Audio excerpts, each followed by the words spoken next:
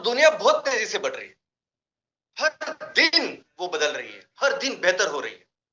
आज जिन चीजों के बिना हम सोच भी नहीं सकते जिंदगी के, वो चीजें 25 साल पहले थी नहीं।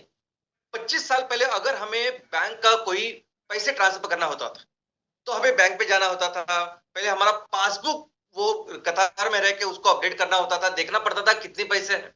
बाद में हम किसी को पैसे भेज सकते थे, वो भी कब? जब वो वर्किंग डेज है उस दिन, और दोपहर तक, शाम तक को ये कर नहीं सकते थे, छुट्टी के दिन ये कर नहीं सकते थे। लेकिन आज आज एक सेकंड में हम किसी को भी अपने पैसे ट्रांसफर कर सकते हैं। आज देखिए ना, आज ऐसा माहौल है कि आपको खाना खाने के लिए रेस्टोरेंट में जाने की जरूरत ही नहीं। आज इन रेस्टोरेंट का जो भी बिजनेस है उसमें भी इंटीरियर वगैरह बहुत ज्यादा करने की जरूरत ही नहीं। आज लोग घर बैठे जो भी खाना है वो मंगा सकते हैं। इनफैक्ट कुछ तो शहर ऐसे है कि जहां 24 आवर्स, यानी आधी रात को भी अगर आपको भूख लगेगी तो कोई ना कोई रेस्टोरेंट आपको कोई ना कोई खाने के लिए लाके दे सकता है। क्या हम सोच सकते थे कि 25 साल पहले ऐसा होगा कि हमें पता चलेगा कि अगर मुझे एक दिशा में एक जगह जाना है तो मुझे कितना वक्त लगेगा, कितनी ट्रैफिक है उधर, और अगर उसमें कोई प्रॉब्लम है तो दूसरा कौन सा अल्टरनेटिव रूट है, ये इमेजिन भी नहीं कर सकते थे हम लोग। ये था 25 साल पहले। और सोचिए दोस्तों कि आगे 25 साल बाद क्या हो सकता है, 2050 में क्या हो सकता है, कैसे होगा ट्रांसपोर्टेशन, कैसे होगा कम्युनिकेशन, कैसी होगी ये सब चीजें। और जब भी हम इसकी बातें करते हैं, आम आम आदमी, आम लोग सब भी बातें करते हैं, तो वो बात करते हैं ये सब कुछ बदल रहा है। उसका कारण है विज्ञान और तंत्रज्ञान। कैसी टेक्नोलॉजी अपग्रेड हो रही है, कैसी टेक्नोलॉजी बदल रही है, ये हो रहा है, वो हो रहा है, अंतरिक्ष में लोग जा रहे हैं। तो हम हमेशा बात करते हैं इस विज्ञान और तंत्रज्ञान की, इस टेक्नोलॉजी की। लेकिन एक्चुअली क्या है विज्ञान, क्या है तंत्रज्ञान? चलिए समझते हैं आज। सबसे पहले साइंस यानी विज्ञान। साइंस और विज्ञान का अर्थ है ज्ञान, नॉलेज। इनफैक्ट साइंस ये जो शब्द है ना, वो शब्द ही आया है एक लैटिन शब्द से, उसका अर्थ है टू नो, टू अंडरस्टैंड। तो विज्ञान का मतलब है हमारे आजू बाजू है उसको समझना, उनके फिजिकल स्ट्रक्चर को समझना। हमारे आजू बाजू हम जिस इकोसिस्टम में रहते हैं, हम जिस दुनिया में रहते हैं, उसमें आजू बाजू जितनी भी क्रिया प्रक्रिया होती है, प्रोसेसेस होती है, उसको समझना, ये भी है साइंस। अभी देखिए कि हमारे पेड़ है, अभी पेड़ को टहली है, पेड़ को पत्ते है, फूल है, फल है। अभी फूल फल कैसे होता है, पत्ते कैसे होते हैं, इसका फिजिकल स्ट्रक्चर क्या है, ये भी साइंस है। और ये जो पत्ता है, ये पत्ता किस तरह से धूप में प्रकाश संश्लेषण प्रक्रिया तैयार करता है, कैसे खुद का अनाज बनाता है, कैसे ऑक्सीजन बाहर डालता है, ये पूरा प्रक्रिया समझना, इस प्रोसेस को समझना, ये भी विज्ञान है, साइंस है। तो साइंस विज्ञान है इन सभी चीजों को समझना, जानना। और फिर तंत्रज्ञान क्या है? तंत्रज्ञान है कि यह जो नॉलेज है, ये जो ज्ञान है, इस ज्ञान का एप्लीकेशन, इस ज्ञान के साथ, इस नॉलेज के साथ कुछ ऐसा उपकरण, कुछ ऐसा सॉल्यूशन बनाए जिससे हमारी लाइफ बेहतर हो जाए, जिससे हमारे कुछ प्रॉब्लम सॉल्व हो जाए। जिसे अगर आपने पेड़ों के बारे में, एग्रीकल्चर के बारे में इतनी पढ़ाई की है, अगर उसमें ज्ञान अच्छा किया है, तो ऐसी कुछ टेक्नोलॉजीज का निर्माण आप कर सकते हैं कि जिसकी वजह से पेड़ों की ग्रोथ अच्छी हो, उनकी बीमारियां कम हो। और ऐसे ही जैसे इजराइल ने एग्रीकल्चर में काम किया है, तो अपने इस नॉलेज का जो एप्लीकेशन है डे टू डे लाइफ में, उसे कह सकते हैं हम तंत्रज्ञान। और ये तंत्रज्ञान पूरी तरह से डिपेंड होता है नॉलेज के ऊपर। जितना हम नॉलेज अच्छा करें, जितना हम नॉलेज बढ़ाए बढ़ाए उतना ही हम तंत्रज्ञान विकसित कर सकते हैं, बेहतर कर सकते हैं। लेकिन दोस्तों ये जो पूरा प्रोसेस, ये ज्ञान का, विज्ञान का और तंत्रज्ञान का, ये पूरा प्रोसेस में हम वैसे देखा जाए तो कुछ नया क्रिएट नहीं करते। ये सब चीजें ऑलरेडी हमारे कुदरत में है, ये सब चीजें ऑलरेडी इस यूनिवर्स, इस धरती माँ, इस प्रकृति में है। ये प्रकृति पिछले 450 करोड़ साल से ये हमारी दुनिया है, ये पृथ्वी है। 350 करोड़ सालों से इस पृथ्वी के ऊपर अलग अलग जीव है।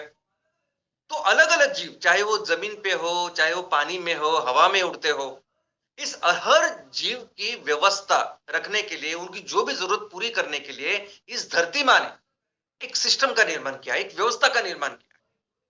और जो ये व्यवस्था करोड़ों साल से है।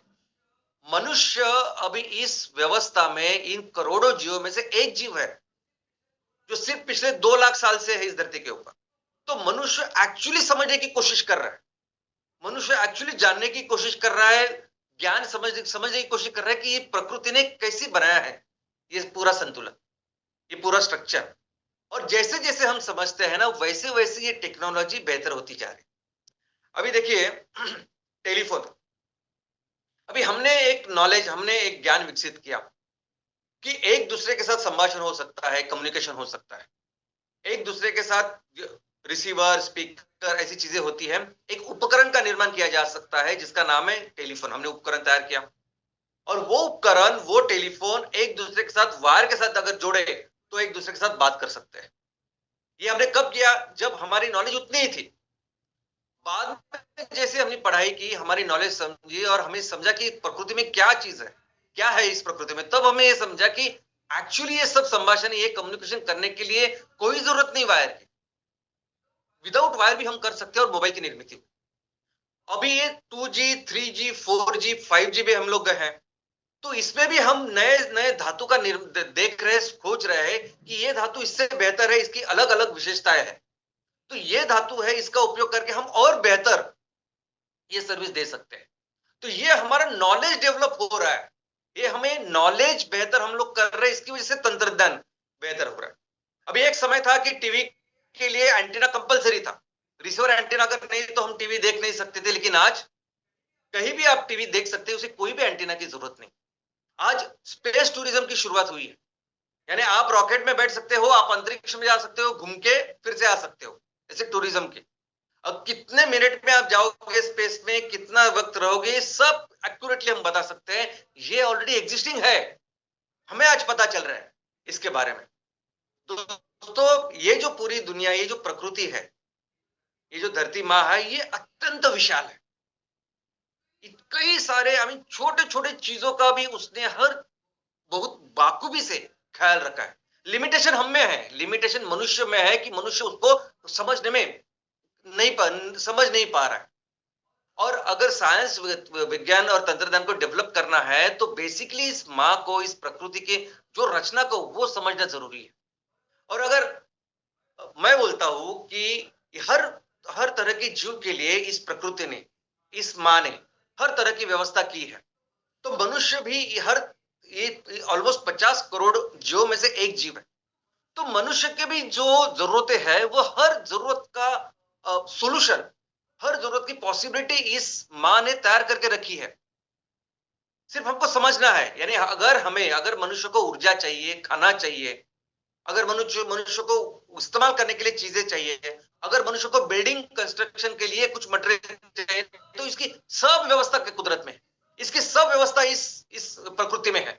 हमें सिर्फ समझना होगा, हमें समझना होगा कि एक्चुअली क्या नियम है, जिस नियम के आधार पर ये सब चलता है, कौन सी दिशा में हमें जाना चाहिए, कौन से नियम पे हमें काम करना चाहिए, ताकि हमारी हर जरूरत पूरी हो सके। और हमारी इस माँ के पास, प्रकृति के पास, कुदरत के पास इतना सब कुछ है कि हमें कुछ करने की जरूरत है, हमें सिर्फ उस नियमों को समझने की जरूरत है, उस सही दिशा में जाने की जरूरत है। और दोस्तों, बात सिर्फ फिजिकल या भौतिक चीजों की नहीं है।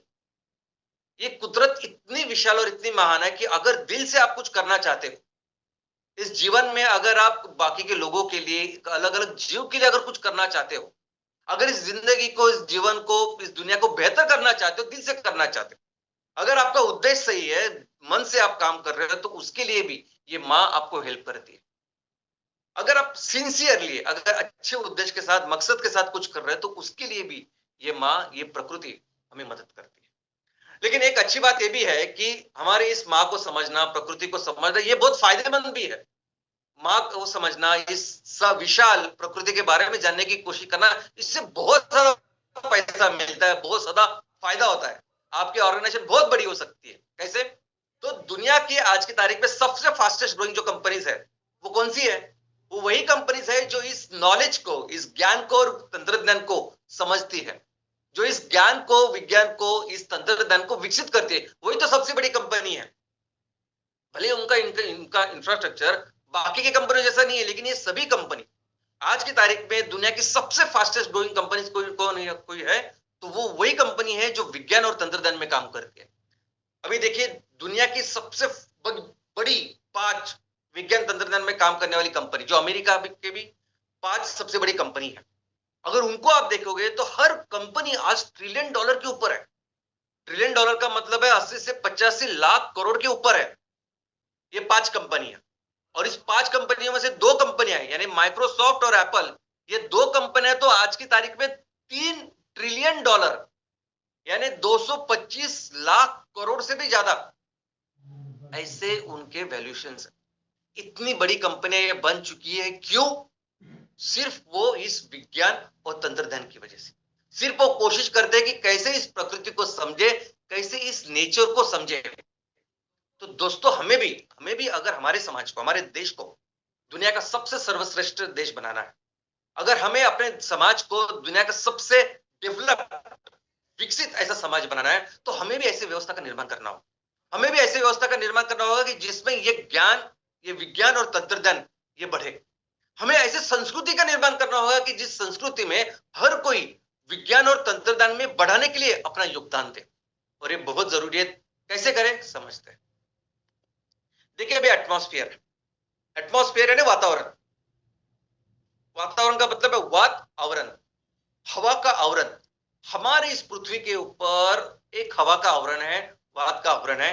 कुदरत ने अपने हाथों से इसे बनाया। ये हवा का आवरण है, ये एटमॉस्फेयर है, ये वातावरण है। उसकी वजह से तो हमारा ग्रह बाकी के ग्रहों से अलग है। ये हवा का आवरण कुदरत ने इतनी अच्छी तरीके से बनाया है, इसकी वजह से आज हमारी इस धरती के ऊपर कितने सारे अलग अलग तरह के जीव हैं। और ये कब से है?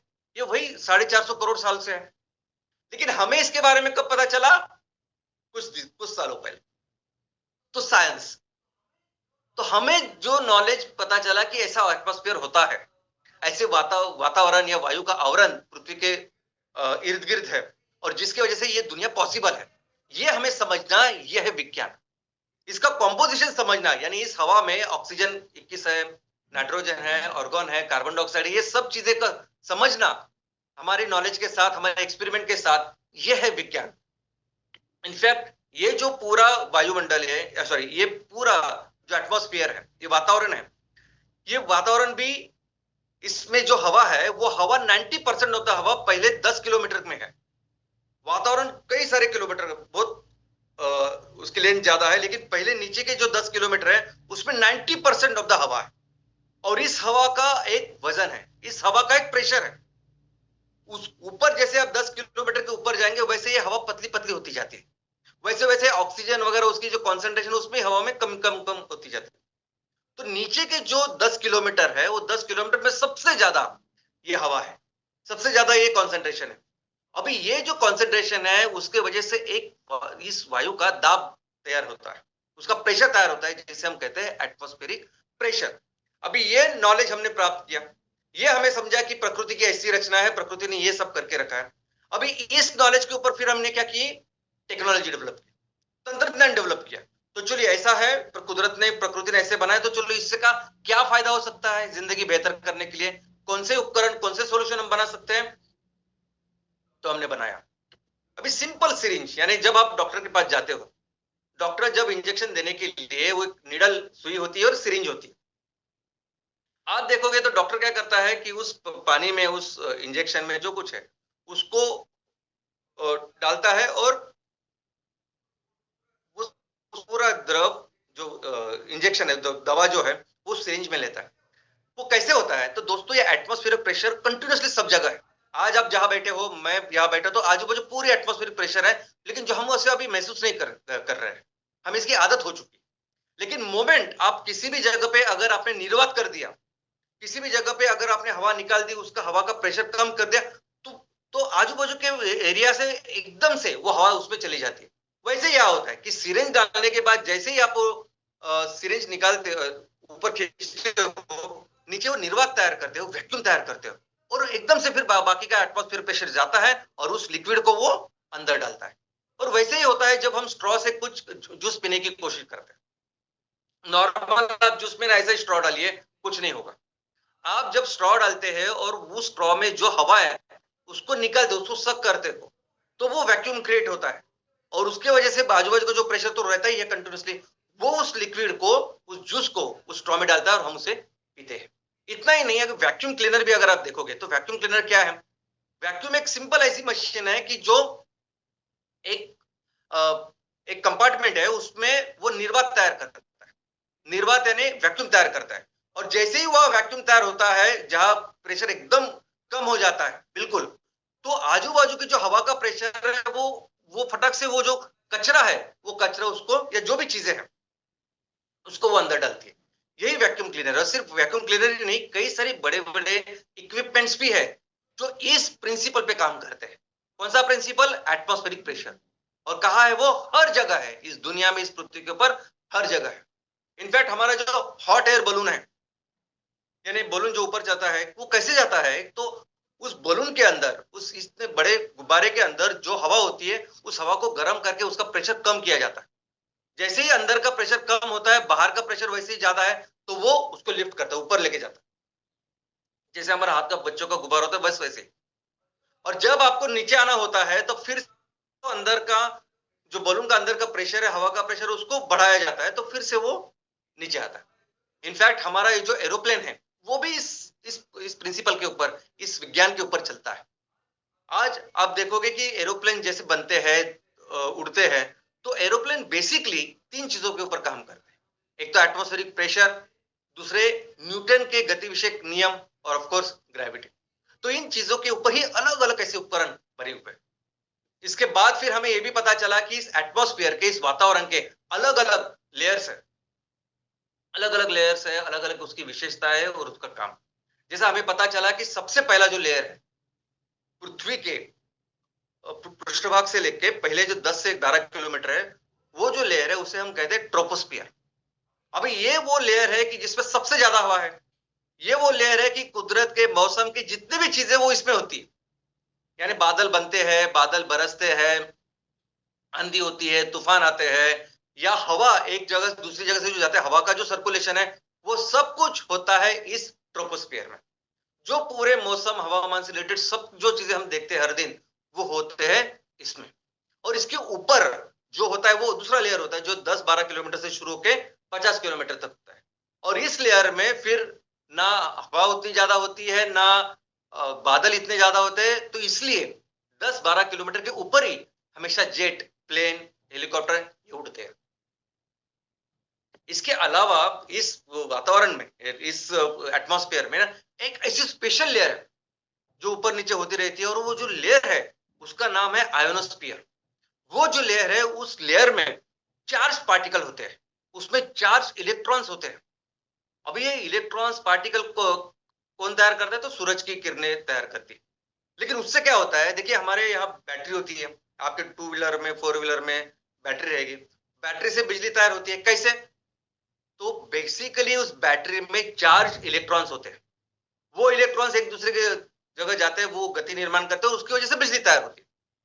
वैसे ही सेम हमारे एटमॉस्फेयर में होता है। हमारे इस एटमॉस्फेयर में, हमारे इस वातावरण में भी ऐसे कोई चार्ज पार्टिकल्स है, ऐसे इलेक्ट्रॉन्स है। और ये वो चार्ज पार्टिकल है, ये वो इलेक्ट्रॉन्स है जो इंफॉर्मेशन, कम्युनिकेशन, ये एक दूसरे से दूसरी जगह लेके जाते हैं। ये वो चार्ज पार्टिकल है जिसकी वजह से हम जो मोबाइल की से बात करते हैं वो जाते हैं। ये वो चार्ज पार्टिकल है जिससे हम रेडियो सुनते हैं, ये एएम एफएम। और ये जो लेयर है वो दिन में, रात में अलग अलग जगह पे होती है, या अलग अलग लोकेशन पे उसका एक लोकेशन होता है। लेकिन वो इतनी इंपॉर्टेंट है कम्युनिकेशन के लिए कि आज उसके वजह से ये पूरा जो विदाउट वायरलेस कम्युनिकेशन हमारा हो रहा है हर जगह पर, ये इस आयोनोस्फीयर की वजह से हो रहा है। तो बेसिकली ये सब क्या है? अभी सबसे बड़े जो साइंटिस्ट है उनमें से एक संशोधक हमारे न्यूटन है। न्यूटन ने कोई कोई किसी बहुत बेसिक ऐसी चीजें हमारे सामने रखी है फिजिक्स के। ओके, तो उसमें जो लिखे, अभी जैसे एक उन्होंने गुरुत्वाकर्षण का नियम हमें बताया कि ऐसे गुरुत्वाकर्षण होता है, ऐसी ग्रेविटी होती है, और जो भी चीज हम डालें वो नीचे इस धरती के ऊपर जाती है। दोस्तों, ये सभी क्या है? ये सब चीजें क्या है? ये उनके गति विषयक जो नियम है वो क्या है? वो बेसिकली समझना कि प्रकृति काम कैसे करती है। प्रकृति ने हर चीज बनाई है हमारे लिए, हर एक जीव के लिए, उसकी सुरक्षा के लिए, उसका ख्याल रखने के लिए प्रकृति ने वो चीज बनाई है। ये गुरुत्वाकर्षण भी उसी के लिए है। आप जैसे ही अंतरिक्ष में चले जाओ, कुछ नहीं, गुरुत्वाकर्षण वगैरह कुछ नहीं, ये गति विषयक नियम कुछ नहीं। किसने बनाया फिर? ये प्रकृति ने बनाया। और ये इन चीजों को समझना, इन चीजों को सामने रखना, यही काम करते संशोधन। अभी न्यूटन ने उन चीज को समझा और हमारे सामने रखा, बस यही बात है। तो अभी अगर हमारे देश को भी इस विज्ञान तंत्रज्ञान में आगे बढ़ाना है, अगर हमें भी अपने देश में वैसी व्यवस्था का निर्माण करना है कि जिस व्यवस्था में इस विज्ञान तंत्रज्ञान बढ़े, हम आगे जाए, हम डेवलप हो, हमारा समाज बढ़े। इनफैक्ट मैं तो समझता हूं कि जरूरत है ऐसे कल्चर की, संस्कृति की, जहां हर कोई कंट्रीब्यूट कर रहा है। तो कैसे होता है एक्चुअली विज्ञान तंत्रज्ञान की प्रगति कैसे हो सकती है, चलिए समझते हैं। सबसे बेसिक अगर कुछ है विज्ञान तंत्रज्ञान में एकदम इंपॉर्टेंट, तो वो है ऑब्जर्वेशन, वो है निरीक्षण, चिकित्सक वृत्ति। दोस्तों, हम मनुष्य जहां भी रह रहे हैं उस दुनिया में असंख्य ऐसी चीजें हैं जो कुदरत ने बनाई है। कुदरत के उसके पीछे एक सिस्टम है, कुदरत के उसके पीछे एक नियम है। हर चीज आपको सिर्फ देखना है, समझना है कि कैसे होता है, निरीक्षण करना है। निरीक्षण, ऑब्जर्वेशन, ये सबसे जरूरी है। वो चिकित्सक वृत्ति, आजू बाजू कोई भी घटना होती, नदी से रिलेटेड कुछ है, समुद्र से रिलेटेड कुछ है, एग्रीकल्चर से रिलेटेड कुछ है, सॉइल से रिलेटेड कुछ है, तो ये क्यों होता है, क्यों कोई जीव ऐसे काम करता है, क्यों ऐसे काम नहीं करता, क्या नियम है, क्या है, ये समझना, उसको ऑब्जर्वेशन करना बहुत जरूरी है। तो सबसे जरूरी चीज, सबसे मोस्ट इंपॉर्टेंट चीज अगर कुछ है तो वह है ऑब्जर्वेशन, तो है निरीक्षण। हमें सीखना होगा, हमें इस संस्कृति को निर्माण करना होगा कि ये निरीक्षण करें हम, ऐसी चीज क्यों होती है, इसका क्या कारण है। ये चिकित्सक वृत्ति सबसे इंपॉर्टेंट है। और उसके बाद में सवाल पूछना, अभी हर कोई चीज अगर बार बार ऐसी हो रही है, बार बार ऐसी हो रही है, तो उसका क्या कारण है। ऐसी कोई चीज जिसका स्ट्रक्चर ऐसे बना हुआ है, तो उसका क्या कारण है। तो ऐसे कई सारे सवाल आपके तैयार हो सकते हैं जब आप उस चिकित्सक वृत्ति से निरीक्षण करते हो। और फिर आप मेजरमेंट करिए, फिर आप देखिए कि हर उस चीज को, जो चीज ऐसी होती है वो क्यों हो रही है और उसका परिमाण क्या है। और वो परिमाण हर जगह में अलग हो सकता है, टाइम का हो सकता है, लेंथ का हो सकता है, वजन का हो सकता है। जो चीज आप सीख रहे हैं, समझ रहे हैं, उस चीज का आप मेजरमेंट कीजिए। और ये करने के बाद फिर एक निष्कर्ष या एक सिद्धांत के को रखिए कि ये ऐसा हो रहा है, इसका कारण ये हो सकता है, ये ऐसा हो रहा है तो इसका कारण ये सिद्धांत, ये नियम ऐसा हो सकता है। तो फिर ये बार बार ऐसे हो रहा है, बार बार ऐसे हो रहा है, तो क्यों ना, ये क्यों हो रहा है, चलो इसकी पढ़ाई करें। तो एक बार आपने निरीक्षण किया, एक बार आपको समझा कि इस तरीके से ही ये सब कुछ होता है, तो इसका क्या कारण हो सकता है, तो इसके लिए पूरी पढ़ाई करना, इसके लिए अलग अलग चीजों को समझना, इसके रिलेटेड जो चीजें ऑलरेडी विज्ञान में एस्टेब्लिश्ड है उसको समझना, और इन सभी के ऊपर फिर एक सिद्धांत का निर्माण करना कि है, ये नियम हो सकता है और इसी नियम की वजह से ये सब चीजें हो रही है। और फिर क्या आता है, एक्सपेरिमेंटेशन। चलो आपने समझा ना कि ऐसी इस तरह से बल्ब बनता है, हो सकती है इस तरह से मैग्नेट से ये काम हो सकता है, तो एक्सपेरिमेंटेशन। और हो सकता है कि कई सारे आपको एक्सपेरिमेंट तैयार करने पड़े, कई कई बार काम करना पड़े उसके, लेकिन वो भी अपने आप में एक मजा है। लेकिन वो करना पड़ता है कि उस नियम को एस्टेब्लिश करना, उस सोल्यूशन को एस्टेब्लिश करना, उसके लिए बार बार कोशिश करनी पड़ती है। और फाइनली फिर आता है वो मौका, फाइनली आता है वो यूरोका, जब आप उस निष्कर्ष, वो जो सिद्धांत उसके प्रति पहुंचते, उसके वो जो टेक्नोलॉजी, वो जो सोल्यूशन आप तैयार कर रहे हो उस नियम के आधार पर वो करते हो। और फिर इस सोल्यूशन को लेके आप बिजनेस तैयार करो, आप जो जिंदगी बेहतर करो, कुछ अच्छे चीजें करो, ये सब होता है। तो बेसिकली ऐसा एक प्रोसेस है। लेकिन आज एक बहुत ही इंटरेस्टिंग चीज मैं आपको बताना चाहता हूं कि हर देश आज देखिए कि टेक्नोलॉजी बनाने में लगा है, हर देश। हमें पता है कि इजराइल कैसे एग्रीकल्चर में है, कैसे अमेरिका जापान डिफेंस में है, कई सारे देश टेक्नोलॉजी बिजनेस में है कि बिजनेस में कैसे टेक्नोलॉजी डेवलप करें। हर देश टेक्नोलॉजी का महत्व जानता है, विज्ञान तंत्र कितना महत्व है जानता है। तो क्या आप सोचते हैं कि ऐसा आदमी दुनिया में वो कैसा होगा कि जिसे दुनिया में टेक्नोलॉजी के जनक, तंत्रज्ञान के जनक ऐसा कहते हैं, उसकी क्या स्टोरी होगी। तो दोस्तों, दुनिया में जितने भी संशोधक है, जितने भी संशोधन होते हैं, उन सबके जनक अगर किसी को कहते हैं तो उनका नाम है थॉमस एल्वा एडिसन। उन्हें फादर ऑफ टेक्नोलॉजी कहा कहते हैं। उनके नाम पर 1093 इतने पेटेंट है। लेकिन सिर्फ पेटेंट की संख्या इंपॉर्टेंट नहीं है, इंपॉर्टेंट है कि उन्होंने बनाया क्या है। उन्होंने कुछ ऐसी चीजें बनाई है कि जो जिसने पूरी दुनिया बदल के रख दी है। जैसे बल्ब, ये बल्ब जो इलेक्ट्रिसिटी है ना उन्होंने बनाया है। अभी मोशन पिक्चर यानी जो अभी हम रिकॉर्डिंग करते हैं, मूवी बनाते हैं, पिक्चर बनाते हैं, वो जो पूरी होती है शूटिंग, वो शूटिंग का पूरा इन्होंने बनाया है। ये आज मास मीडिया, मास कम्युनिकेशन के बारे में सब कुछ उसके ऊपर डिपेंड है, सब कुछ चल रहा है, वो मास कम्युनिकेशन की चीज इन्होंने बनाई। इलेक्ट्रिक मोटर इन्होंने बनाई है, यानी इतनी इंपॉर्टेंट चीजें, महत्वपूर्ण चीजें इन्होंने बनाई है कि जिसकी वजह से पूरी दुनिया बदल गई है। और इसके वजह से इनको फादर ऑफ टेक्नोलॉजी, तंत्रज्ञान के जनक ऐसा कहते हैं। लेकिन इनकी स्टोरी क्या है, चलिए समझते हैं। क्या आप सोच सकते हैं कि ये आदमी जिन्हें टेक्नोलॉजी, तंत्रज्ञान के जनक कहते हैं, पूरी दुनिया कहती है, हर राष्ट्र कहता है, उन्होंने कोई भी पढ़ाई नहीं की। वो एक्चुअली उनकी परिस्थिति की वजह से वो जा ही नहीं पाए स्कूल। सिर्फ कुछ महीने उन्होंने फॉर्मल स्कूल किया, बाद में उन्होंने स्कूल कर नहीं पाए, और उसका कारण था उनकी हेल्थ। वो जब स्कूल में जा रहे थे तो उनको एक स्कारलेट फीवर करके एक बीमारी हुई। और क्या आप सोच सकते हैं कि उस स्कारलेट फीवर की बीमारी की वजह से उनके कान में इन्फेक्शन हो गए और वो एक्चुअली बहरे हो गए। एक कान से ये बहरे थे, सिर्फ दूसरे कान से ही सुना सुना करते थे, और वो भी अफेक्टेड था। कैन यू इमेजिन कि जिन्हें हम टेक्नोलॉजी, तंत्रज्ञान के पिताजी कहते हैं, जनक कहते हैं, वो ना उन्होंने स्कूल की, एक कान से वो बहरे थे। और ऑफकोर्स वो बाद में कॉमेडी ऐसा बोलते हैं कि ऐसे बोलते थे कि अच्छा हुआ कि मेरा एक कान नहीं है, इसलिए मैं कॉन्सेंट्रेट कर पाता हूं। लेकिन सोचिए कौन सी परिस्थिति से हुआ है। दोस्तों, जब वो 12 साल के थे, जब वो स्कूल वगैरह नहीं जा सकते थे, वो एक्चुअली उन्होंने 12 साल की उम्र में काम करना शुरू कर दिया। 12 साल की उम्र में वो ट्रेन में अखबार बेचते थे, कैंडी बेचते थे, चीजें बेचते थे, और ऐसे उन्होंने किया। तो फिर क्या वो बात है, यानी ऐसे ऐसा आदमी कि जो स्कूल में नहीं गया, जो फिजिकली इतना चैलेंज अफेक्टेड है, खा पैसे कमाने के लिए यहाँ वहां काम करना पड़ता, बहुत सारे काम किए उन्होंने हर जगह पे। तो वो क्या चीज है कि जिसकी वजह से वो इतने महान साइंटिस्ट बने, संशोधक बने? तो उसका कारण है उनकी जिज्ञासा, उनकी उसका कारण उनको पैशन, वो समझना कि क्यों ऐसे होता है। अगर मैं ट्रेन में काम कर रहा हूं, वो पटरी के ऊपर ट्रेन चल रही है, वहां ट्रांसमिशन होता है, तो क्यों ऐसे होता है? आप अंदाजा नहीं कर सकते कि इन व्यक्ति ने हर जगह इतने सारे एक्सपेरिमेंट किए। यानी ट्रेन में अगर मैं जाता हूं तो सिर्फ वो ट्रेन चलती है इतना नहीं, क्यों चलती है, क्या चलता है, क्या कारण है, कैसे हो सकता है। फिर उन्होंने वो ट्रांसमिशन उस टाइम जो होता था उसकी उसकी पढ़ाई की, इतने सारे एक्सपेरिमेंट किए, इतनी सारी चीजें की।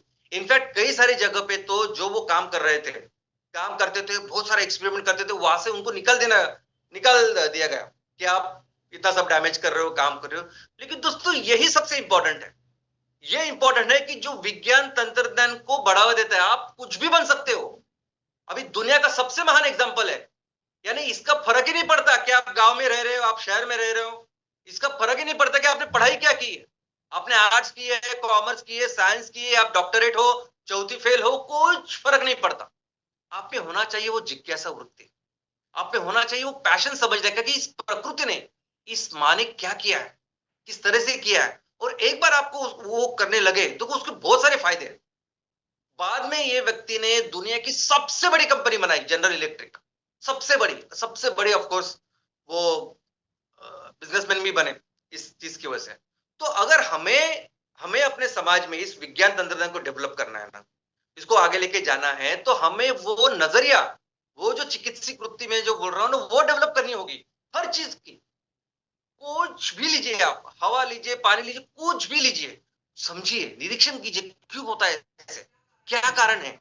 और हर चीज के पीछे इस प्रकृति ने, माँ ने, इस कुदरत ने हर चीज कुछ पर्पज के साथ तैयार की, करोड़ों साल से व्यवस्था है। हम सिर्फ आज इसे समझ रहे हैं।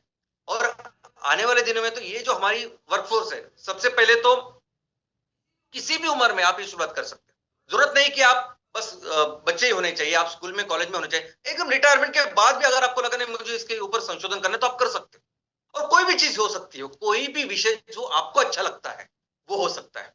लेकिन मैं समझता हूं कि बच्चे जो है ना, बच्चे बेस्ट अपना वर्कफोर्स है, बच्चे हमारी बेस्ट आर्मी है। क्योंकि हमारे पास कैसे होते हैं, जैसे जैसे उम्र बढ़ती है ना, वैसे से हमारे वो सोच जो है ना, उसमें बहुत सारी चीजें ऊपर आती है। ये होता है, ये हो सकता है, ये नहीं हो सकता है, ऐसे सब चीजें लोग बड़े सोचते हैं। बच्चे वैसे नहीं सोचते। बच्चे हमेशा हर पॉसिबिलिटीज के लिए तैयार होते हैं। बच्चे ऐसे होते हैं ना कि वो उनको लगता है सब कुछ मुमकिन है। और ये जो चीजें बहुत जरूरी है। एक बार आपने बच्चों को वो चिकित्सक वृत्ति बताई, सिखाई, देखो कितना जरूरी है, किस तरह से, तो सिर्फ ऑब्जर्वेशन सिखाइए, सिर्फ ऑब्जर्वेशन चिकित्सक वृत्ति को निर्माण कीजिए, ये बच्चे अपने देश को बहुत आगे लेके जाएंगे। और दोस्तों देखो, एक्चुअली विज्ञान तंत्रज्ञान का मतलब क्या है?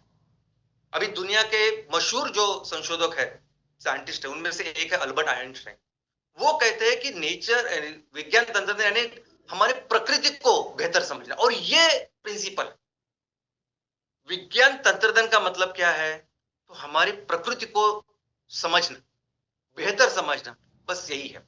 और ये एक्चुअली द प्रिंसिपल है जिसके ऊपर पूरी दुनिया सब संशोधक काम करते हैं। इनफैक्ट हमारा अगर आप इतिहास देखोगे, हमारे देश में तो इतने महान साइंटिस्ट है, इतने महान साइंटिस्ट है। हमारे प्राचीन भारत में इतने महान साइंटिस्ट हो गए हैं। आज पिछले 100, 150, 200 सालों में जितने भी संशोधन हुए हैं, पिछले 100, 150 सालों में जो जो जिन जिन अलग अलग संशोधकों ने अपनी चीजें रखी है दुनिया के सामने, आप सिर्फ अपनी पढ़ाई कीजिए, आप सिर्फ अपने देश की पढ़ाई कीजिए, आपको पता चलेगा कि ये सब चीजें जो आज हमें दिखा रहे हैं, समझा रहे हैं, ये हजारों साल पहले हमारे साइंटिस्ट ने काम करके रखा है, हजारों साल पहले। और विषय भी अगर आप देखोगे तो आप सोच नहीं सकते, क्यों ऐसे केदारनाथ का मंदिर जो सालों से ऐसे ही है, क्यों ऐसे वो शिव जी का टेम्पल, कितने सारे ऐसी चीजें हैं जो आज भी हम एक्सप्लेन नहीं कर सकते। ये है क्योंकि हमारे इतने महान साइंटिस्ट थे और हर हर क्षेत्र में थे, हर क्षेत्र में थे। ऐसे नहीं कि विज्ञान सिर्फ, कला, वाणिज्य, हर क्षेत्र में, हर विषय में उनका नॉलेज इतना ज्यादा था, उनका ज्ञान, विज्ञान, तंत्रज्ञान इतना ज्यादा था कि सिर्फ ये पढ़ने के लिए, ये समझने के लिए हजारों किलोमीटर चल के दुनिया भर से लोग आते थे। इजिप्ट से लेके, यूरोप से लेके चाइना तक हर कोई भारत में आया। यहाँ के जो यूनिवर्सिटीज है, यहाँ के जो आई मीन दुनिया के सबसे जो विश्वविद्यालय थे वो सिर्फ भारत में थे उस टाइम। यहाँ आते थे, सालों साल पढ़ाई करते थे और जाते थे। इतने महान हमारे साइंटिस्ट थे और इन साइंटिस्ट ने, हमारे देश ने हमेशा दुनिया का नेतृत्व किया हर विषय में। और इसका भी प्रिंसिपल क्या है? कौन सा वो तत्व है कि जिसको वजह से हमारे साइंटिस्ट इतने महान थे? और वो भी प्रिंसिपल है, वो है प्रकृति, वो है धरती माँ।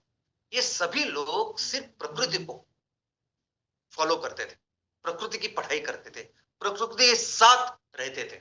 इसलिए आप देखोगे साइंटिस्ट वो जिस तरह से काम करते हैं, और कौन से विषय, एस्ट्रोनॉमी, ये ग्रह तारों से लेके सर्जरी, मेडिसिन, यानी आप सोच नहीं सकते ऐसे ऐसे विषयों में हमने इतनी प्रगति की। और सिर्फ इसलिए क्योंकि हम हमेशा प्रकृति के साथ रहे हैं, प्रकृति को हमने जानने की, समझने की कोशिश की है, और उससे ही हमने अपना नॉलेज, अपना ज्ञान, अपना विज्ञान, अपना तंत्रज्ञान बढ़ाया। तो दोस्तों हमें भी आज जरूरत है, हम फिर से अपने देश को वैसे ही इस विज्ञान तंत्रज्ञान में महान कर सकते हैं। फिर से जरूरत है कि हमें उस संस्कृति को तैयार करने की, ये बहुत जरूरी है। संस्कृति, व्यवस्था, संस्कृति यानी ऐसे कि हर कोई व्यक्ति किसी भी उम्र में अपने इस विज्ञान तंत्रज्ञान की प्रगति को कंट्रीब्यूट करे। मुझे ये अच्छा लगता है, मेरा ये बैकग्राउंड है, तो मैं कुछ इसमें काम कर सकता हूं, मैं इसमें कुछ निरीक्षण कर सकता हूं, चिकित्सक वृत्ति के साथ मैं कुछ सोल्यूशन दुनिया के सामने रख सकता हूं। इस संस्कृति का निर्माण करना आज हमारे समाज के लिए, देश के लिए बहुत जरूरी है। इस व्यवस्था का निर्माण करना हमारे देश के लिए बहुत जरूरी है, ताकि हमारे देश में इतना पोटेंशियल है ना कि फिर से हम पूरी दुनिया में इस विज्ञान और तंत्रज्ञान में नंबर 1 बनेंगे और हर क्षेत्र में पूरी दुनिया का नेतृत्व करेंगे। जय हिंद, जय एनसीएफ, धन्यवाद।